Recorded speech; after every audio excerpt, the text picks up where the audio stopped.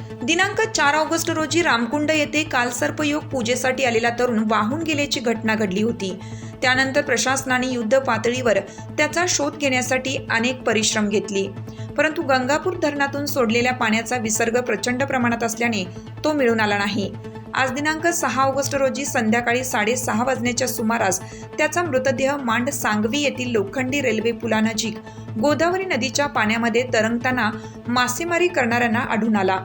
स्थानिक नागरिक व शेतकरी अरुण खरात, भालचंद्र गोडसे, रघुनाथ गोडसे, समाधान पेखडे, नारखेडे बाबा यांनी तात्काळ आडगाव पोलीस ठाण्याला माहिती दिली। त्यानंतर अग्निशामक व आपत्कालीन विभागाचे कर्मचारी सागर गिरजे यांच्यासह इतर कर्मचाऱ्यांनी घटनास्थळी दाखल होत मृतदेह बाहेर काढण्यात आला। यज्ञेश पवार वय 29 राहणार ओझर असं पाण्यात बुडून मृत्यू झालेल्या तरुणाचं नाव असून जळगाव येथे महावितरण कंपनीत इंजिनियर या पदावर काम करत होता।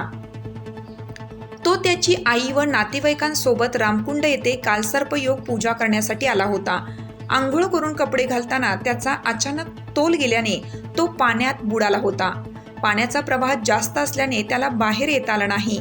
या घटनेने शहरात हळहळ व्यक्त केली जात आहे।